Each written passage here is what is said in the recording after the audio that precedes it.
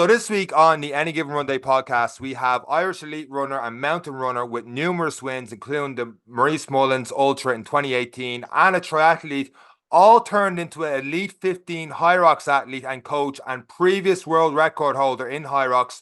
Tom Hogan, welcome to this week's episode of the Any Given Runday podcast. How are you getting on? I'm good, boys. Thanks for having me. Eric hold on a minute. That's some CV.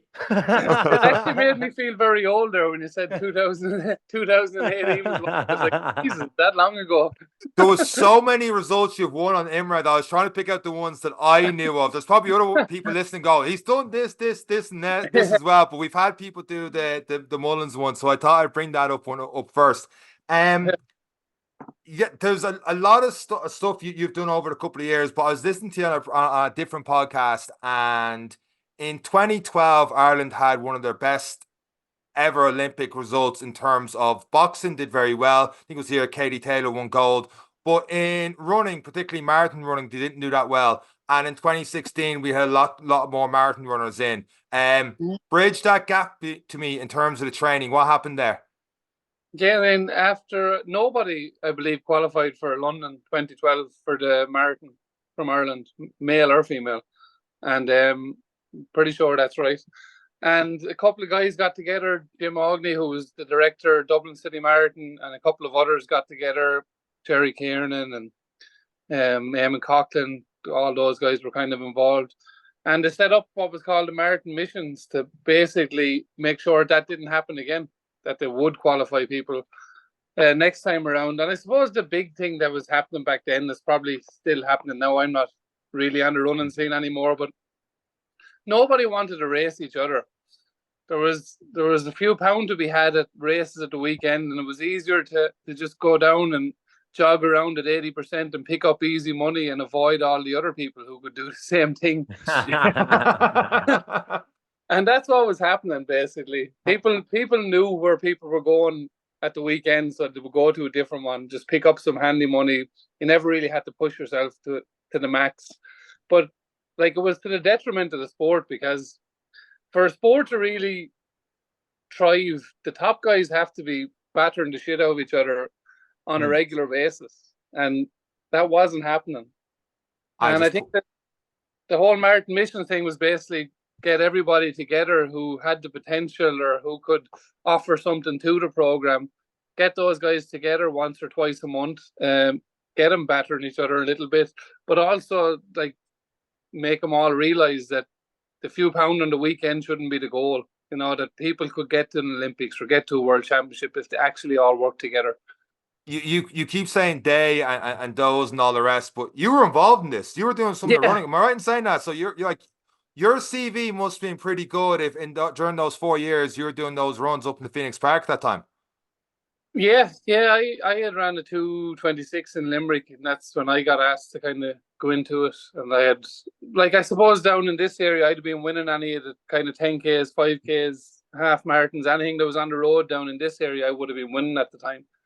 So they kind of went and looked for people who had value. Like, I don't think I would have ever got to the Olympic standard. I think the Olympic standard that time was 2:19. And I don't think I would have got down to that, because it's probably a bit big and a bit heavy to ever get down to that sort of stuff. But it wasn't just about people who were going to get the standard. I suppose to do the training correctly, they needed all sorts of people. So people were brought from the track world who were 800 and 1500 meter guys, because they obviously improved the speed when we did speed sessions and stuff like that. So everyone kind of worked together, and I think there was 8 or 9 people with the standard come 2016. So it obviously worked. That's a huge change in numbers there. It's absolutely fantastic. Yeah. And it is one of those things where, like, you put a group of people together, you add in competition, you add in a little bit of, it's just that drive and the hunger to be better, because you're not racing. Like, even, okay, you're acknowledging I was a little bit heavier, but I'd say there was still a part of you that was like, I can still race these guys. I can still keep up with these guys. Yeah, there is.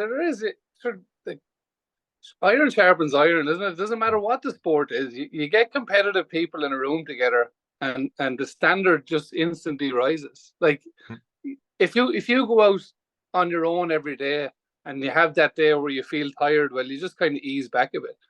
If you go up there and you're feeling tired, but you know all these guys are going to give 100%, well, you have no choice. Like, you don't want to lose face. You have to just go to that place, don't you? That's just the way it is. And you just get any competitive people. It doesn't matter what they're playing, cards, tiddlywinks, it doesn't matter. If you put a load of competitive people together, they're going to push each other. It's fantastic, all the runs and stuff, and the mountain running, and you're a high level. Just before I segue into the different sport you went next before you into Hyrox, last year I was on the way down to Cork doing the marathon, and my goal at the time was to do 100 miles in 24 hours, but I wanted to do the Connemara 100, and I was like, oh, you need crew and stuff like that, and Eric goes, don't worry about that, I have a camper van, I'll sort you out, I get a license and all the rest for it. Well, it turns out Eric got a provisional license, and then 6 months later he fecked off to Dubai, and that was the end of that. But I want to hear a good story from someone who actually got a camper van and did something with the triathlon training. Yeah, we got a caravan first. We actually had this chat yesterday with the two people who were training, and looking back, it was actually insane. And you know, when you're in something, you don't see how mad it is. But when you look back, you're like, how the hell did we actually do that? I think it was 2014 was the first year we did it. We got a caravan. We had 4 kids under the age of, it would have been under the age of 10, with the youngest like 1 year old in nappies. And we loaded everybody. I think there were 6 bikes, 6 people into a Jeep and a caravan, and drove around Europe for 6 weeks. Yeah, it was totally insane. We did like 6,500 kilometers, and this is, I think, like when you say dates to people now, they don't actually, like, with technology and stuff, it's hard to visualize. But like, there's no iPads, there's no that stuff for kids in 2014. There was like Dora on loop on a little television screen behind my head everywhere I go. It was totally insane. We did it because I had qualified for European mountain running championships. Dina had qualified for European triathlon championships, and Dina was also going to do an Ironman. And when we looked at the schedule, we were going to have to fly out to Europe 3 times in 6 weeks. So then we just got this brainwave of, should we get a caravan? We could just go to Europe and drive around 6 weeks. And it was insane. It was insane. But to be fair, it was brilliant. It was the first time I ever went to altitude and spent like a couple of weeks at altitude over there, and it's the best result I ever had running for Ireland. Really? Because the altitude training? I think so, yeah. I bet people that I was the first home for Ireland that year, and I bet people that I'd never beat before, and I would 100% put it down to being at the altitude for the few weeks leading into the race. Well, wasn't all the kids in the car trying to entertain them all? No. Yeah, I just did it because I was trying to get away from them for a month. Between that and Dora chasing your brain there. And Europe, in fairness, it's probably something you didn't know leaving Ireland. But when you get into Europe in terms of camper vans, and it is well set up for that kind of an active lifestyle when you do get on the road and you do make the mainland. Yeah, it's brilliant. Like, we did it 2014, and we did it every year up to the pandemic. We'd probably still be doing it if that hadn't came and changed everything. We made it slightly easier than that. We got a camper van the second year. Things got a little bit easier to move around. Were you picking different races each time, Tom, or were you picking the same races? And what were those races? So we always ended up going back to Challenge Roth in Germany. So we would pick other smaller races to do and to kind of lead up to it as we were traveling there. But that was always kind of the focal. Why that one? Why Challenge Roth? What's the appeal there? We just went. The first year that we ended up going, it was because we're in a triathlon club and they had secured places because it was very hard to get a place in that Ironman. And we just loved it. Loved the atmosphere. Loved the village it was set in. We just thought it was a bit crazy and a bit us.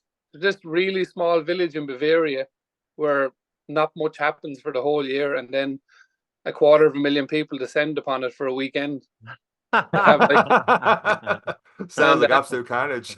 Yeah, and it's like every single person that lives there just gets on board with this thing and gets in behind it. It's totally crazy the way the whole thing changes for those few days. And it's the biggest mass participation Ironman distance race in the world. Oh wow! Yeah, it's still the biggest. Like it's crazy big. Sounds like Eric's putting that on his bucket list now. No, I have heard. No, I have heard, and I've been with people, and it's hard to get into, but it's supposed to be one of the. It's just it carries that special feeling, and they always say, "Oh, they've done good Ironman," but Challenge Roth always was just a great one. It's always one they always say they'll come back to. They build like a 5,000 or 6,000 seater stadium at the finish line. Like, talk about German engineering. In a day or two to throw up this stadium, and then it's taken down the day after the race. It's totally crazy. But one of the other reasons we kept coming back, like you said there, it's so hard to get into. The morning after the race, to release 1,000 tickets. So if you're still there, you can just buy a ticket for the following year. So we were those suckers who, even though you never wanted to do anything again after doing Ironman, instantly bought a ticket again. We're like, yeah, we start training in 6 months. we go again. Does it help that you guys are a couple who are both into sport? And how do you manage that with the kids? And who takes turns at the swim? Or how do you manage that? It massively helps, because I guess like this understanding is probably the biggest thing. If you have a partner who understands what you're trying to do and like why you're dedicating all these crazy hours to something because they have the same kind of goal themselves, it's definitely easier. And it's good for support, because like I said, those days when you're feeling down, if when we're training together, it's very rare two people be feeling down the same day. Like, so when you get that day where you don't want to train, the other person is generally up for it and drags you along. But like we used to get up at 3 o'clock in the morning, 4 o'clock in the morning, and get 4 and 5 hour turbo rides done before the kids would have to go off to their sports or whatever they would have to do. So we just did insane stuff like that. Like, people say like, oh, I don't have time to do this or that. Like, there's plenty of time. It's basically what way you're allocating your time is the problem. Time isn't the problem. I think there's loads of time for things. And it's what you prioritize and what lifestyle you want and what goals you want for yourselves. And I suppose there's some people who are like, I don't have time. And then there's other people, well, this is an example to my kids. If I'm training in peak physical condition and we're active and we're this and that, they will pick that up off the ground, I suppose, and hopefully be involved in sport throughout their lives. Yeah, that's always been a big thing for us. We've always been like the believer that monkey see, monkey do thing. If the kids see you doing all these things, they do pick them up and start into it. Like when our kids start having friends and stuff over, and we'd be on the treadmill or the turbo train, or we'd be doing something crazy, and their friends were like, what the hell are your mom and dad doing all the time? Our kids thought that was just a normal thing. This is normal. Like, does this not happen in your house? Like, if we watched it was on a turbo trainer, two sitting on bikes watching TV. So it just became very normal in our house to be constantly doing all that stuff. And a product of that is that our 18-year-old son moved to Arizona in January for a soccer scholarship. Oh, wow. So congrats. He's seen sport his whole life, and it's all he's wanted to do as well. Absolutely brilliant. What I don't get at the moment is, like, now this is going from my end, I wasn't great at soccer when I got 18, 19. I ended up doing something else, and then I ended up doing a little bit of American football. Wasn't great at that. Did marathon running, was okay. Then got into the longer stuff because not as many people did that, and I got a little bit better at that. And Eric's changed all different things. Like, you're winning races. You're winning mountain races, left, right, and center. You're doing really well in triathlon, stuff like that. And then a completely different sport comes in. Like the last I checked, I've never done an Ironman before, but there's no sleds or wall balls in Ironmans. Like, what made you go, what's this new sport? Was it just for a new challenge to switch it up? Were you getting bored with the running and triathlons, or what went on there before? Like, because Hyrox was very new when you did the first one with your wife in 2020 in Hanover. Yeah. Injury. Injury. Oh, okay. So in 2019, I had been plagued with hip stuff for like a year, and no one could ever really put their finger on it and go to this person, that person, be a little bit better for a while, and the usual stuff, change shoes, change everything. Nothing kind of worked. And when I went to have an MRI on it, eventually I was told that I have vascular necrosis, which basically means that I need a hip replacement. Oh, So wow. I've no blood supply to the top of my femur. So the femur is continuously rotting away. So it doesn't sit in the pocket anymore. There's Right. nothing there. So I was told like I need a hip replacement, but if I wanted to slow down that process, I needed to kind of pull back on the running and stuff. Because I was probably running 80, 90 miles a week at that time. And that was not going to be good. And like they just kind of scared me, I guess, because they said that you can only get 2 hip replacements in your lifetime, and they usually only last about 15 years. So I quickly did the maths in my head, and I was like, that doesn't get me as far as I want to be going down the road. So I And need how to. did that feel, I suppose, from dedicating so much to and building a lifestyle around triathlon and running and being a part of this and winning races? Was it disheartening, or is it a case of what new? Like, I need to replace this and I need to Yeah, change things. it was kind of what new. Yeah, at the start it was disheartening, but in one way I don't know, I was always a little bit envious of people just going to a race and having fun at a race, and I always wanted to like do that, but never, just for whatever part. There's some part of me that just will not allow me to do that. Like if I You go to a should race and you someone says, should hang "Oh," around with me and Sean more often. We'll drag you down and beat you with experience. like the minute someone fires a gun or says go, that's it. Like it doesn't matter if it's out in the garden with the kids or what it is. I just have this thing built into me that doesn't allow me to enjoy something. I'm like, I have to go hell for leather here till the end of this thing. So in one way, I was kind of the opinion of, oh, this is the chance to like really change it up completely and start doing things for fun and doing different things for fun. So I got on the internet and searched for a couple of minutes and found this thing called Hyrox. We knew like absolutely zero about it. I knew it was in Germany and it was a German event, and that was that was all I knew. And I basically bought tickets to Germany for a Christmas present for Dina and said, "Oh yeah, when we're in Germany, we're going to do this thing." Wow. So you didn't know the setup, you didn't know what was in store until. We didn't know anything. So if people know what, just about everyone knows what Hyrox is now, but now it's all fancy and like you get all the emails when you sign up and blah blah blah. At the time, there was nothing. You signed up and there was a briefing in German on site 1 hour before your race. So we knew nothing of what was going on. We didn't understand any of the briefing, didn't understand the rules. I actually asked, the only question I asked the guy was, if I can't move this sled, what happens?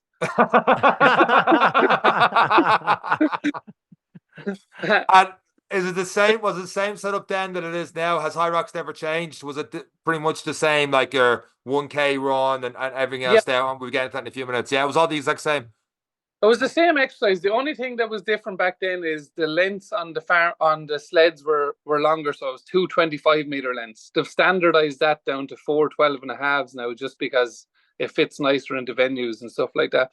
So it was essentially the same thing, just it was actually harder because the 225s and stuff. But at that time, because I was coming off ultras and things, I was like 69 kilos, and Wow. that Pushing and pulling that sled is not fun at 69 kilo.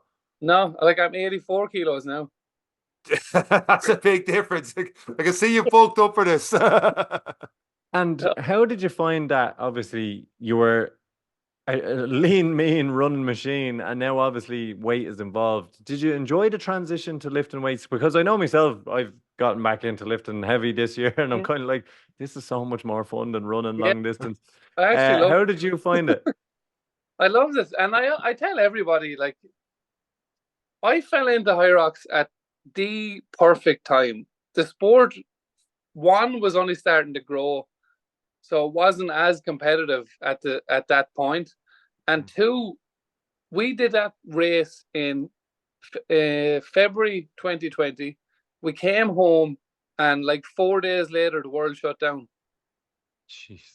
So, Timing. I tell people I went from 69 kilos to 84 kilos in the year, but I had lockdown. I could do it properly. I didn't just start like eating loads of chocolate bars and shit to put on the weight. I had time to actually do it right and build the muscle properly, like with no competitions going on, which was great, because if competitions had been happening, and I kind of saw from the start Hyrox was going to be a thing. It was going to be quite big. And What made you see that? just the way it was organized, and it was so different, and the atmosphere in the event was so different to anything I'd ever been at. Like, it was like, I describe it as like a party with a little bit of fitness thrown in. But because there's been other things like that hasn't quite got that until I seen it last year myself. I was like, there was like random workouts each time. It's like there's something here that's not right with other events, and but like Hyrox is gotten so big now. But you're brushing over the fact you came third with your wife in that event back in February 2020. That's, and going back to the injury thing. So I very quickly figured out that the injury wasn't as big of an issue with Hyrox, because I only had to run 1K, then I got a break, then I ran a K, got a break. So the hip always got a break. So I figured out pretty quickly that I could only have to train maybe 20 kilometers a week for this thing in terms of running, and then do loads of strength work. But going back to being so competitive with everything, that was the reason we wanted to do a second one, because we didn't win that far.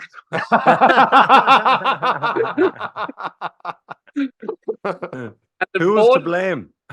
Oh, Jesus, Eric. I can't argue she's not here. But I think I firmly believe if we had won that thing, we probably just would have went looking for the next thing. But we were just a little bit annoyed that we didn't win it. We're like, yeah, we could have bet those people. Let's go train for this thing. And then lockdown happened, and we got to train properly for like a year. You got to do strategy a little bit as well. Like, you knew exactly what you're doing then and how long the event was going to be. It reminds me of people talking about how they started running 12, 15 years ago, and they're like, there was no Garmin's back then, or watches, or Zone 2 training. All the stuff was just, you started and you had the wristband with the numbers on how far you were going, and that's it. It sounds like you were somewhat similar. Yeah, we were. And like, we do lots of workshops now where we go to gyms and we tell everybody we spent 6 months wasting our own time. Basically, we trained totally wrong. We basically did a Hyrox every weekend for like 6 months, thinking that this was going to progress us, and it didn't progress us 1 second. And only when we actually sat down then and started thinking we got to break everything down individually, break all the stations down like you would a run. So you train long, slow stuff, you train fast stuff, you train the zone 2 or whatever type of stuff, endurance stuff. And that's when we started seeing actual gains in the thing, and the things were starting to move forward. And Hyrox had to keep their company going. Basically, they had to do this VCF, which is the Virtual Championships of Fitness, during lockdown, because they had to bring money in somewhere. So they had that where they charge people like €20, and then they release the workout every 2 or 3 weeks. And at the end of it, they had a winner and stuff like that. And I came second overall in that, and our fourth. I'm second in the age group. I might have been fourth overall, and that qualified me for the World Championships out of lockdown. And then that's when it really kind of started getting serious. Then I can already see the little glint in your eye there when the extra competitive edge kicked in. It was like, oh, there's something here. Yeah. Well, you were getting phone calls then to compete, going for world records at this stage. Yeah, so then that was for the first event in London, when they wanted to launch in London. So the thing has gone crazy. There was about 450 or 500 people at that first event in London. And I think it was just convenience, to be honest. I had raced the World Championship, and I had talked a little bit, because the sport was only new. I got kind of friendly with the guys who owned it over there. We had a few beers together, and Hunter was the big draw. He still kind of is the big face of the sport, and I wanted to bring him over to London to promote the thing. But this was like 10 days after World Championship, so he didn't fancy doing another event on his own. So he said, well, I'd prefer to do a doubles. Let's go for a doubles world record. And I think it was just handiness. They're like, Tom only lives in Ireland. We'll put him over. So they just said to me, will you come to London for the weekend, race with Hunter, set a world record, and then you can go home again after the race? I was like, okay, I'll do that. What was that like with him doing the race with someone like that? Was it just like, I'm going to take a back seat and listen to him for strategy on because for people that don't know, when you do this, you have to run in line or like within 3 meters or something of your partner for the 1K. But then you have 1,000 meter in a ski, because you can break that up however you want. Like, so it's not just a 50-50 kind of deal. It could be depending on who's faster or slower. You can do 5-200s or 4-250s or whatever. At the time, I was still a better runner than Hunter. So the plan was actually that I would take the pace on all the runs and he would just sit on me. And then when we got to the stations, we'd basically talk about how we felt. Like, we started off with 4-250s on the ski, and we did 50-50 on the sled push, sled pull. And then after that, it was basically on the runs, we would talk and say, well, how are you feeling? Do you want me to start the station or will you start the station? And that was kind of the way it went. We ended up doing like 50 minutes and 12 seconds, but neither of us had ever thrown a 6 kilo wall ball. So in the pro race, you throw a 9 kilo ball, but in the men's open doubles, you throw a 6 kilo ball. So it sounds like it should be easier, but it was actually harder because we weren't used to how it dropped compared to how it dropped. Like, because gravity plays such a role in that station, it drops a lot slower. So the very first wall ball, I picked the wall ball up and I threw it over the rig. So you had every person like in the hall gathered around watching us. All these cameras are on us, and I pick up the ball and I throw it over the rig and have to run around, pick it up, come back again, and start again. It's like a pro basketball player just missing the entire rim with a free throw shot, just an air ball on it. Yeah. Like they were bigging it up. They had all the MC guys saying, "Oh, come over to the wall ball. You see the two lads going to set a world record," and then this idiot throws the wall ball away. There's definitely people listening to this that either haven't done wall balls or saying, hang on, is he saying 6 or 60 or what's the story? Well, I'm telling you now, because I was one of these idiots. Try even a 4 kilo or 3 kilo we haven't worked the wall ball and throwing it up 10 feet, catching it, squatting it down to full depth and going up again. In Hyrox, you have to do 100 times or 75, depends on what group you're in. It sounds easy because the weight. It's not. And it's at the end of the race as well. Like, it is brutal doing them. It's horrible. It's very tough. But the sport itself has gone from, that was 3 years ago in London, 500 odd people. And last weekend in London, there was 15,000 people. So that's the growth in 3 years. More locally, in terms of Ireland, I remember last year there was different games and stuff going on, and we had seen Hyrox, and we were trying to pick people in the gym that would be, we think you'd be good at this, we think you'd be good at this, but seemingly sell out in 3-4 weeks and different things like that, or 6 weeks, whatever it was. But it sold out when we trying to twist the people's arms to do it. It had sold out, but took around maybe somewhere between 3 to 6 weeks. Yeah.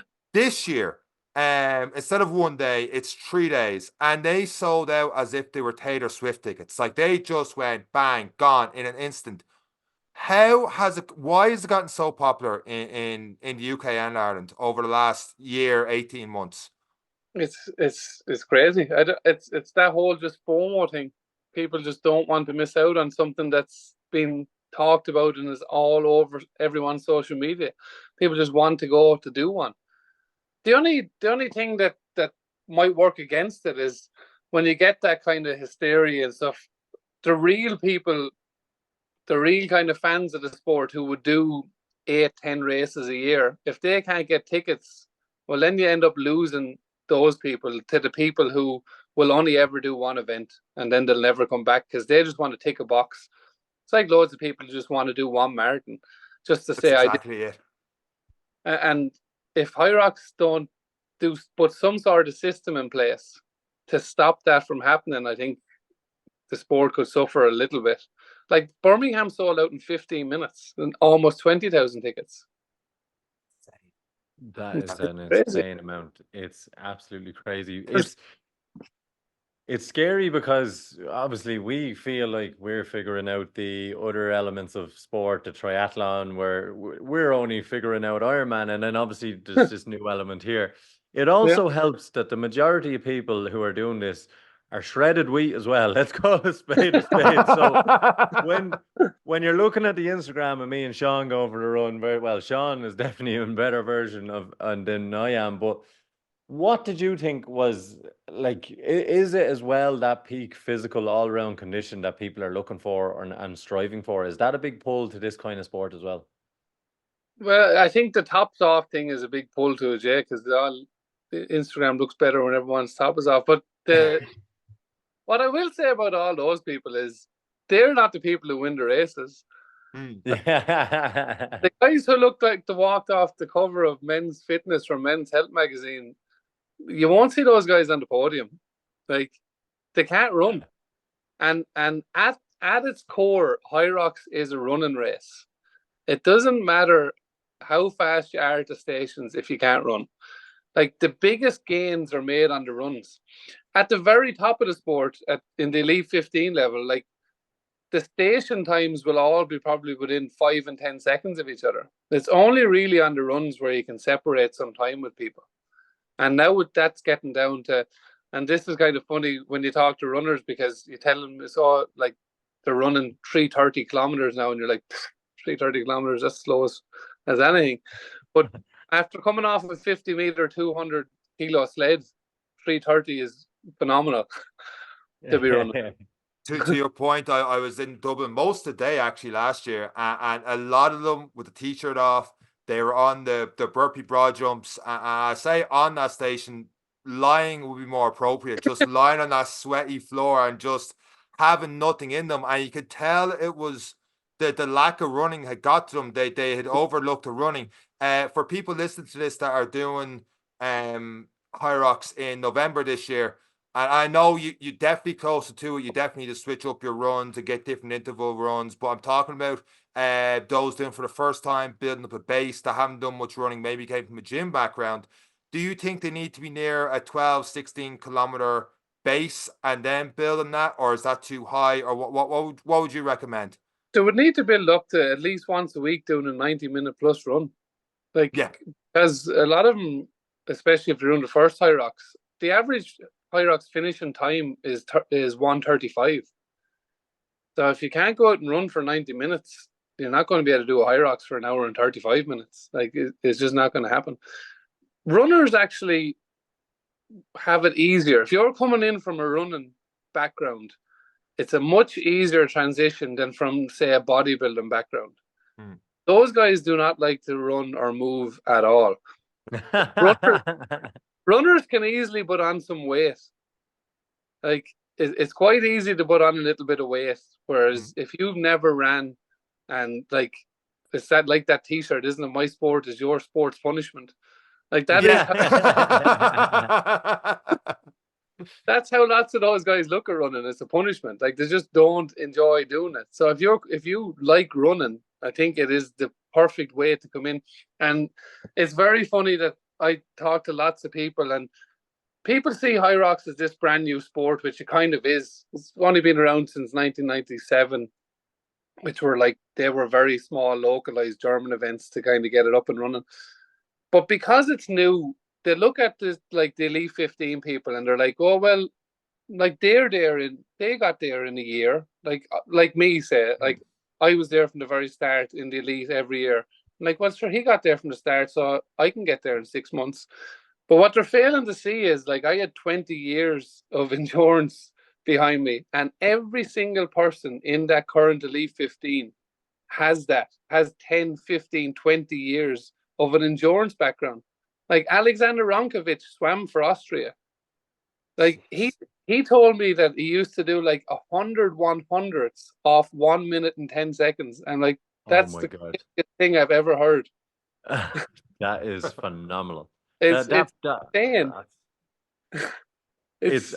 And that is the one thing, and people see it as like Sean when he's going for his backyard ultra, and he'll try and make an Ireland team, because there's not many people silly enough to do them kind of races. But it's but with this, as you said, the elite status and people we know and friends who've got into it, they have been phenomenal runners. They've been phenomenal swimmers, triathletes. And it's the muscular endurance and the mental ability. Does the mental side come in is kind of where I'm going to next, from having your experience in Challenge Rot and the ability to just go, it's just another rep and keep in control, I suppose, of the effort. How do you manage that? And is that where your experience comes in? Yeah, I think my biggest strength probably across the Hyrox was managing effort. I know exactly what I can put out for an hour, and I'm able to pace it very, very much correctly from the start, where other people are not pacing it properly at all. And I think that's probably the biggest thing with a Hyrox. The second one then is probably suffering. Like, you have to have an ability to suffer. If you're not willing to suffer, that's what it's going to come down to. It's about suffering. It's about juggling lactic for 60 minutes, and that comes back to being able to pace your effort. Because if you go crazy on the sleds, which 90% of people will do, and that comes down to ego. It's always the men. It's the women more stick to a plan. But if you and me are pushing side by side, there's always kind of the glance to the side, and you're like, well, I'm bigger than he is. I'll push it faster than he'll push it, and then we both come off the sled totally wrecked. And the guy who paced himself a couple of lanes down runs past us. So it's definitely about pacing, and knowing your own limitations is a big thing. Like, and when I said runners coming into it is a bit easier, compromise running is very different than normal running. And there'll probably be, we'd always say to people that, say we did 8 by a kilometer off a minute's rest, if you add 20 seconds onto that pace, so if you're doing 3:20 for all those kilometers off a minute's rest, you'll probably run your Hyrox race pace to be like 3:40, 3:45. It'll be like 25 seconds more than that 1 kilometer pace. But if you're a really, really good runner, like you said, you have some really good runner friends, their difference is usually way bigger, because their compromise running is never going to catch up with how good they are at actual running. So if they can do them 8 by kilometers in 3 minutes, they'll probably still be 3:45 or 3:50 in a Hyrox. It'll be 45 to 50 seconds difference, just because they've never practiced that compromise thing, and they don't have the weight. Like, you have to be, if you're doing the pro division, you have to be over 80 kilos, or the sleds are going to crush you. And then the sleds come in pretty early. I want to talk a little bit about your Team Hogan coaching and stuff in a minute. But for those that don't know Hyrox, almost like a quick fire round, I'm just going to quickly go through the event and like 1 or 2 very quick tips on each one. So we went through the running build up 90 minutes before. So this basically for someone not to win, but like their first one is, let's say it's November. Dublin first one, and it's the type that wants to do Hyrox every weekend, and it's like, no, you need to pick your spots and stuff like that. So 1,000-meter ski, you've done your first 1 kilometer, you're on a 1,000-meter ski, half a letter up to 10 in a dampener, big mistake, or try and get off it quicker, or what way would you go? There's a massive mistake. Don't even change the dampeners. They're set to 6 in the men's race and they're set to 5 in the women's race. Leave it there. Too much muscular fatigue if you ramp that up any higher. So you're better off using it where it's at, and then slow it down. So if you've done 1,000 meters in training in 4 minutes, well, then I'd be looking to do 4:20 in Hyrox. Like, that's the way you have to pace it. You can't go your 1K max at the start of Hyrox. You're beating the person beside you. That's all that matters. 50 meters. So you do your 1K again, 50-meter sled push. By pacing yourself, would you like stop during the track on the way down, or just before the legs get tired? No, stop every half a length, because once the lactic accumulates on the sled push, it ain't going anywhere for a long time. So you have to try and starve it off. So you have to Same break half a length. same approach to the sled pull. No, the sled pull is different because of the stop-start nature of it. Like you only can pull it back, and then you get a break walking forward to pick the rope. The only thing I'd say is don't drop the rope, keep it in your hands and work it through your hands as you move forward through the box. And your break on that is basically when you switch to the other side, you should walk. You'll see guys running, and then when they get to the other side, they stop for a break. And like, why not? Kind of just walk across. It's experience where you say like that, but I just looking back at it from last year, because I've seen people different divisions. The amount of people that would run across that and then hands in the hips and by the thighs, I'm like, yeah, it actually makes perfect sense the way you say it now. Just they're in that race mentality, I suppose, without actually thinking logically. So after that, you've got your 1K run, burpee broad jumps for 80 meters. Is it trying to get as far as a bigger jump on every single broad jump, do less burpees? Is it half in that, or is it just you got to grind this one out? You just got to kind of figure what works for you on them, because like some people, like we've a 22-year-old son who, like, he has coil springs in his legs. He takes a few jumps and he's able to eat the meters up. I obviously can't do that, so it suits me better to do more reps. Suits him better to do less reps and jump further. So you got to kind of just figure what's best for you, and they just suck. Like, yeah, nobody they look awful. They look awful. That alone puts me off doing them. Like I was seeing it. I was doing a marathon the next day, and I wasn't fit for the marathon. I was like, I'd rather suffer for 4+ hours doing the marathon than do burpee broad jumps at all in a 90+ minute race. Like awful stuff. Have you Impossible Mile thing? What's that? Have you seen that Impossible Mile? No. What's that? Oh, I have on the track. Yeah. Oh, this is Sean. If you think the 80 meters is horrible, wait until you hear this. What's this? It's 400 meters of lunges first, is it? Yeah. 400 meters of burpees, 400 meters of bear crawls, and I think you get to run the last one, do you? Yeah, I'm just gonna look it up now, so we have it. But it's essentially that. But like, again, I've seen videos of the gym junkies showing up, going, "Oh, we can do this," and they are broken. Broken by the first. It is absolutely disgusting looking. Now, like, even the thoughts of it, like I wouldn't.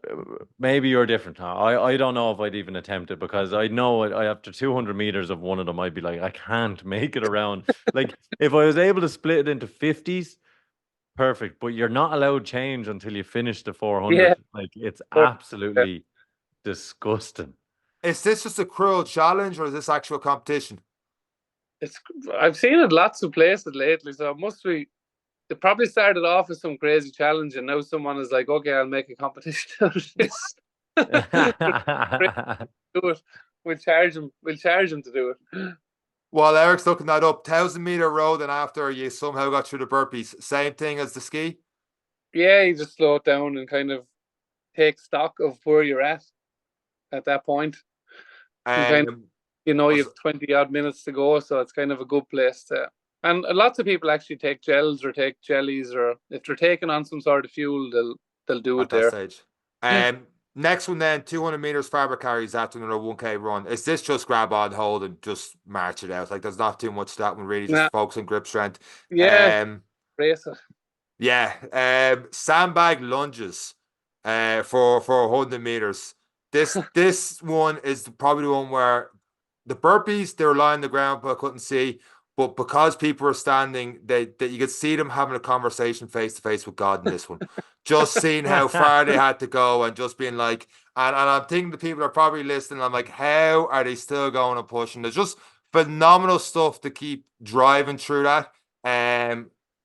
Horrific. The camp is technique to that one, or you kind of have to carry the knowing that you're almost there. Is the only thing that kind of keeps you going through them. Like, I think if in one way they're harder because they come so late, but in another way it's good because I think if they came in the middle and you thought to yourself, geez, I 30 minutes after this, it would be soul destroying.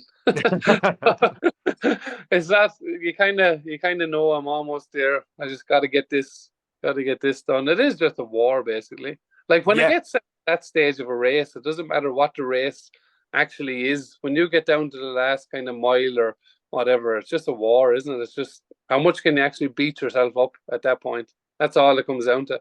And that brings us to the last one, the wall balls. That's the ultimate in beating yourself up. Has it been an unbroken 100? I saw something about there's a Red Bull tag or something like that if you get 100 unbroken wall balls. Have you attempted it? It's starting to happen a lot now. So, but it's so different. I don't know if people have done a lot of wall balls to listen to the show, but I can do 150, 160 here unbroken at home, even after work. But in the race, you get to like 50 and it feels like you've like a ton. But the first guy to do it in a serious competition was that swimmer, Alex Ronkovic, last year at Europeans. And interestingly, he told us at Worlds, he told us after the race. He didn't tell us before the race, obviously, but he had trained it to try and do it. And he could only do it if he slowed his previous run down by 15 seconds. So he tested and figured out that if he slowed down that last run by 15 seconds, he could go unbroken. And when he did the math in his head, then he was like, right, if everyone is running 3:45s and I run 4 minutes, and by doing them unbroken, he actually did them in 3:20, and everyone else was doing them in like 3:50. So he saved 30 minutes on the wall balls, but he gave away 15 minutes. But like, it was crazy because to have that much confidence in yourself. At the time, he was like, I think he was third in the race or something. He dropped back to like fourth and ended up coming second because of the wall balls. So he was confident enough to say, I'll lose a few paces here because I know what I can do when I get in on the wall. Competitively, that is so hard. For your last kilometer run where you probably just empty the tank to go, you know what, a full 15 seconds slower and like conserve energy while those that are probably around you are going that bit faster and you're probably like dropping down that leaderboard near the end. Like that is, like you say, mentally, that is absolutely phenomenal. Is there stuff like that that's coming out in because of the sport is getting bigger and bigger, and like you said, in the last couple of years, like it's just thousands now doing it in London. Are you finding that a lot of records are getting broken quickly in this last year or two, with different strategies and approaches, and the sport's just more evolving? Yeah, like every record is just dropping now. But things are changing a lot too. Like new equipment suppliers, people say the sleds are lighter now. They're not lighter. They're just brand new sleds all the time by new equipment suppliers. So they're obviously going to move a bit faster when they're nice and shiny underneath and everything is nice and slick and there's no rust or anything like that. So that's a big factor of it getting faster, that all the equipment is all brand spanking new now all the time. So that's a big thing towards the records. Courses are getting, they're able to get bigger venues now, which means now you have these ones, especially in Spain, where they're like effectively 400-meter running tracks. Like there's banked curves, not banked curves, but actual curves instead of right angles. Like in Dublin, we had right angles everywhere. Like that was the slowest run course I've ever seen at a Hyrox. Is that changing this year? Dublin, do you have any idea? Because it seemed chaotic at times at Dublin and there was like did you race it? Yeah, that's the slowest we've ever raced. We were the only pair to break an hour in Dublin. Nobody else broke an hour.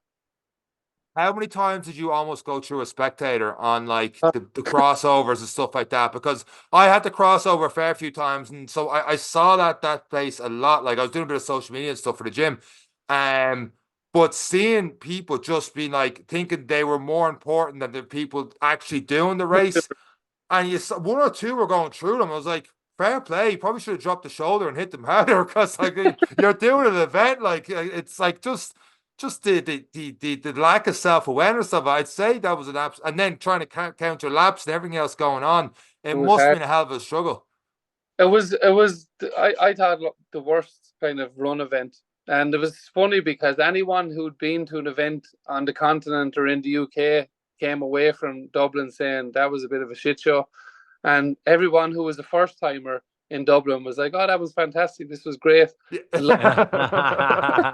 We had so many people in the gym that wanted to sign up after seeing that, and I was telling people from the UK, going, "I can't believe it's ran this way. Like, what? Like, this is here. This is like different orders and stuff, and I'm getting through people and all the rest." And there was so just you could hear the UK accents giving out about the Irish. Yeah. This is deadly. In terms of infrastructure, we're a bit third worldish for things like conference centers and stuff. The places that they are, even in London, like the Excel is unbelievable. You walk out the door of the Excel, you have like 20 bars, restaurants, like the public transport goes to the door of it. There's hotels outside the door. Like it's crazy. And every place that Hyrox hold one in Europe is like that. And for 2 years, me and Dina were on to Christian and Hyrox, come to Ireland. And he kept on saying to us, give us a list of the convention centres. And me and Dina always laughed at him and said, like, there's one. Why are you talking about a list? Like, there's one place you can come to. And he thought we were joking. And we thought he was joking because he kept saying it to us over and over again. And then they sent a team over here. So they came over to film us for, we were doing a documentary for the World Championships last year. So 2 guys came down here to film us and 2 others stayed in Dublin and went to look at that.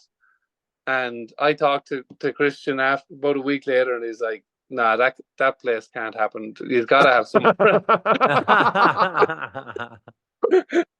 So they didn't want they don't want to use that venue because, one, public transport is a big thing for them. They like to have public transport to the door so that everybody has an easy way to get there. They don't want cars and stuff on the roads. But they saw a huge market for it, so they're kind of stuck in that we don't have anywhere else to put it. So they're going to put it there, and now their theory is put it over 3 days, it'll be less chaotic because they won't let in as many people each day. I think there was 4,500 in October, and I think they'll only let like maybe 3,500 in per day. Spread it out. Time around, yeah. Well, I hope it works out a lot better from this year. Well, obviously it did in a way because it didn't tear getting sold out as fast as it did. But if someone's listening to this and they're listening because they saw your name on it and they're like, I want to, this guy clearly knows what he's doing. Like, and like you're very modest about it because you did the doubles the other week in London. You won the doubles last week. Your wife has done phenomenal as well. You're representing Team Ireland in the relay coming up. Is that very soon? That coming up? That's the 9th of June, so it's like 2 weeks away. So you're putting a green jersey back on again for that. Like that's class and all. If people are listening, going, how do they get in touch with you? How do they have you as a coach? Do you still have coaching slots open at teamhogancoaching.com, or how does that work? Yeah, we're more or less full all the time, but like with Worlds and stuff coming up, we know that there is some people just kind of were training up to that point, and then they probably will end up dropping out. Because like I said earlier, you're getting to the point now where people just want to do a few races and then they get onto something else, or to go back to running or back to the triathlon or whatever. So there is always places opening up. So if anyone wants to get in touch, we have a teamhogan.com webpage there where you can kind of inquire about training and stuff like that. The sport is growing at a phenomenal, like, user into Ironman, and it was funny that straight after the first London last year, Joe Skipper called me like 2 days after the race. He had jumped into London and got his ass kicked. He got spanked big time. But like, what I found so interesting about the whole thing was he saw Hyrox as a bigger thing than Ironman. He said to me, bigger potential for sponsors and for me to make money out of Hyrox than there is for me to make money out of Ironman. And he had this season that's happening now. He said, I have to do this season because I have sponsors and I've signed contracts. But he said, when this season's over, I'm going to go at Hyrox. I'm going to go all into it. And Sebastian Cannell is doing the exact same thing. He's going all into Hyrox. It seems to be taking over. Yeah. Yeah, it's crazy. It's just like these guys see that it's an endurance sport, and you pack on a bit of muscle. Well, then they have the tools necessary to do well at it. And they have the resources, they have the life built around training. They've got the base of pure endurance. And he's renowned for jumping in on things. He jumped in on the world record attempt to sub-7, and he's phenomenal. He just has that mentality, and to hear athletes like that are switching into this kind of sport is terrifying because of the mentality they bring, the endurance they have, the doggedness they have. Like it's phenomenal to think that like athletes struggle so much in sport, in athletics, in triathlon, and now you have a gym sport, an endurance gym sport of a multidisciplinary, and they're like, this is big because people can see it. People can touch it when they go to a gym, and they can't see themselves doing an Ironman, but they can see themselves doing this. And the team element is fantastic. It's great. I had a very surreal moment in Berlin a few weeks ago where I was in the same heat or same wave as Sebastian, and we're racing each other neck and neck for a lot of it. He'd gain a little bit on the runs. I'd catch him on every single station and go out with him again. And at the end of the race, we were in Roth when he won Roth a few times, and he was the big name in triathlon. Now, obviously, I was nowhere near him in those kind of races. He didn't know who the hell I was. But we went to go up to him afterwards because we had got a picture with him and our daughter when she was like 2 years old at one of those races back in Roth. And when we approached him, he was like, "Oh, you're Tom Hogan. I follow all your stuff on Hyrox and I listen to everything you have to say about the sport." Wow. Like, yeah. Well, if he listens to this and wants to come on to the podcast, me and Sean we won't charge him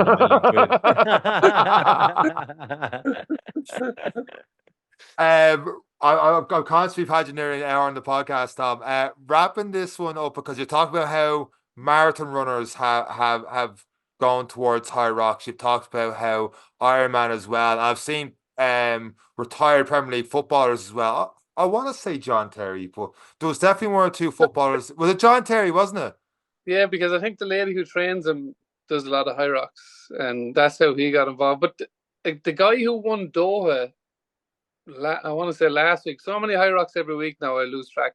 Shadiq El Tafori is his name. He played for Man City and Man United.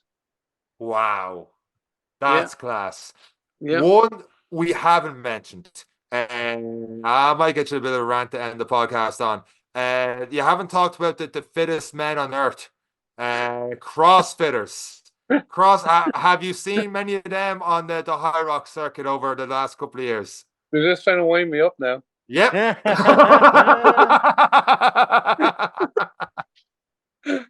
The CrossFitters, like, they think they're the best. So that fittest on earth thing drives me crazy, or fittest in Ireland.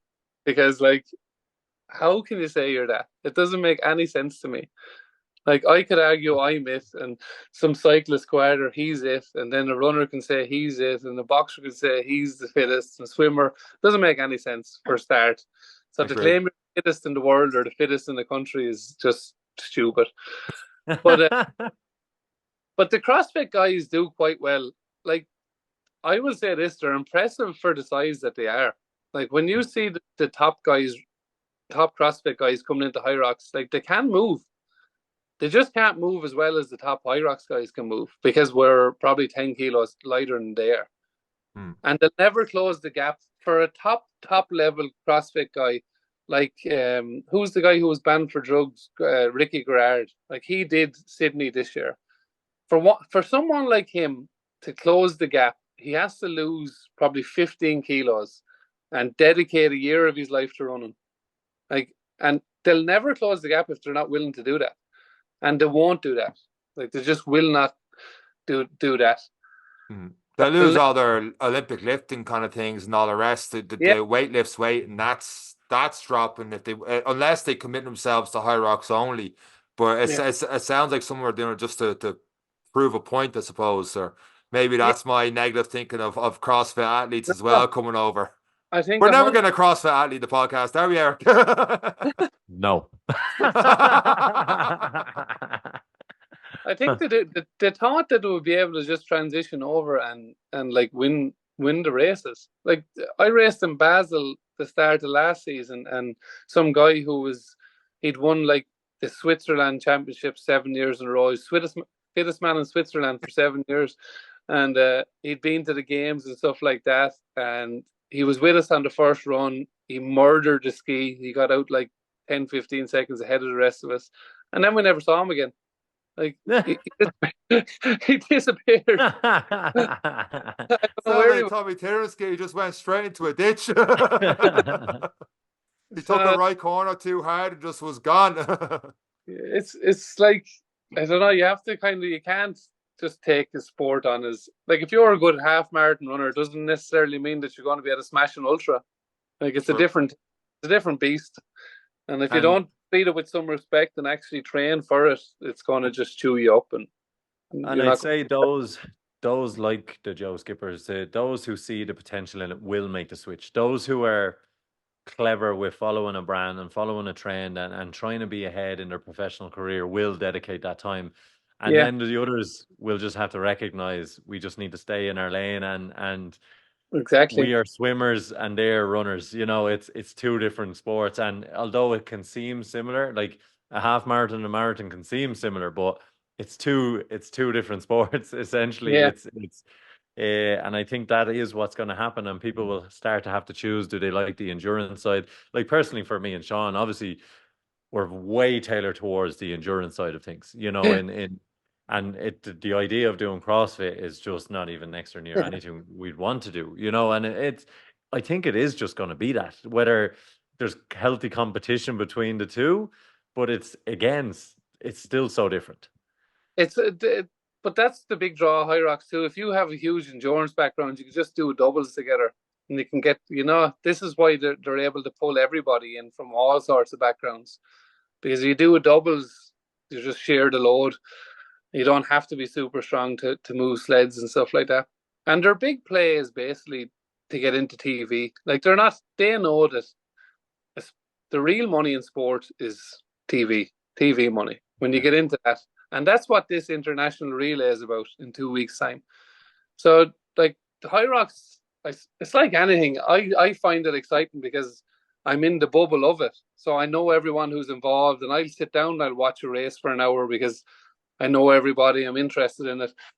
That's boring for a lot of people. Like, they don't want to watch these guys jumping up and down on the floor for an hour. Same as a marathon is super boring for someone who isn't into marathon running. But Hyrox have realised that in the normal Hyrox race, say Hunter leads from start to finish, nobody wants to watch it. Like, nobody. But by doing a relay, it'll be over in probably under 45 minutes. That's how fast it'll be. The lead will constantly change because they've made it co-ed. So if I start and a female from the UK starts, and a female from the US starts, and we're all in the start line together, the lead is going to constantly change. So the relay is going to be live on YouTube and on Twitch. I think Hyrox have their own YouTube channel and their own Twitch. I don't even know what Twitch is. I hear the kids talking about it all the time. Something that happens to your legs when you're going to sleep. And yeah, it's on the Sunday the 9th of June, and it's the finale of the World Championship. So they really are making this the kind of the pinnacle of it. Everything is going to be geared towards this. It's going to be on the grid format, so it's not like your typical Hyrox. It's more like the Elite 15 races, where we're all on lanes beside each other. Oh, brilliant! That makes it a hell of a lot easier for them to film and actually put out good content rather than people just running around in circles and you can't see everybody together, which isn't great for viewers. Yeah, so that's their kind of play into really pushing it into the mainstream. I suppose if they can get this sport down to 45 minutes, and what they kind of wanted from this was not necessarily Hyrox athletes. They wanted people who might be super rowers or super on a skier. So like Dina picked one guy for our team who canoed for Ireland for 10 years. He was ranked in the top 10 in the world for 10 years running. Jeez, incredible, Athlete. Yeah, so he's like, Barry's insane. Like, he can run 250 kilometer, and he can also row around 250 or 3 minutes for 1,000 meters, which is pretty insane. You feeling confident for it? Yeah, I feel we have a chance. I think Dina's kind of approached it the right way, and that we're trying to get all the Dave Brailsford medal, we call it, where we're trying to get all the little 1%. Yeah. So like we have like Barry, who's the canoeist, like Barry wasn't doing another race at Worlds, and the other girl who's coming, she's not doing another race. So there little things like that where some people will have team on their team, people who race on Friday and Saturday. We should be pretty fresh going into ours, and I think those little things will make a difference when it comes down to probably seconds at the end of a race. Is this your only event as well at Worlds this year, or are you doing another one as well? No, we had qualified to do doubles together, and like the goal with both of us not doing elite this year was to win the doubles world championship, but we both had a lot of injuries, and the doubles is on the morning of the relay, so we're okay. Like with the injuries and stuff, it'd be too much to try put the body through 2 races in one day, so we're gonna skip the doubles and go all in. But with the spotlight on you and having that Team Ireland name and all the rest again, that's gonna be class. Yeah, it'll be brilliant, and like the support we've had from everybody. Like I thought I was going to have to.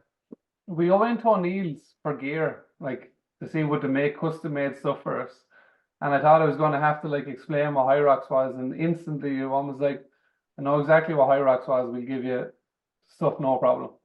Like it's not. Yeah. What do you want?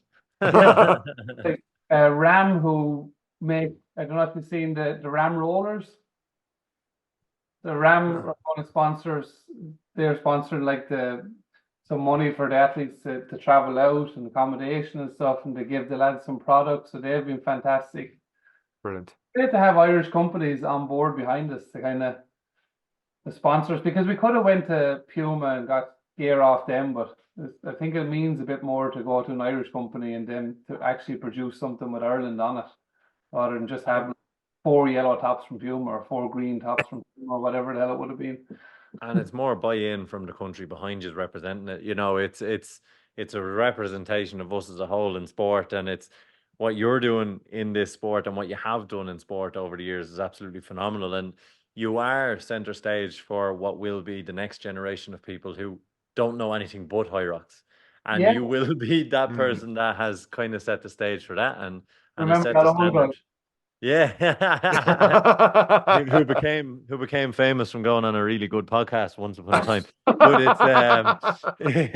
it's absolutely phenomenal to watch this. We're very aware we've taken up a lot of your time. But we are so happy to watch, and anything you do, we're really behind you. We're looking forward to the 9th ourselves, and I know everyone else who has bought or failed to get a ticket for these events is very much going to be watching and seeing how you get on. Yeah, thanks for having me on. It's been fun. I haven't listened to like anything to do with running or anything in forever, actually. A long time. The last time I ran a race, I tell you what, and this will give you a bit of a laugh before we go. The typical of every kind of probably small time running club in Ireland, but there's an old guy local who's been over it like since day one. Since way back, and I asked him to build a wall at the front of my house here about 3 years ago. He does a bit of building work, and he said, "I'll build a wall if you run the county cross country for me." So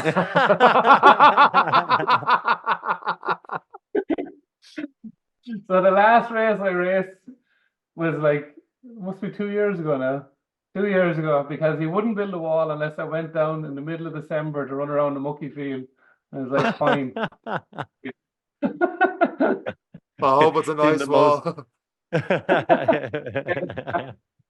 I made sure it was finished first because he told me to another race if it wasn't finished before I did it. And on that note, Tom, thank you very much for coming on this week's episode of the Any Given Runday podcast. That's it for myself, Eric, and Tom. Take care. Cheers, lads.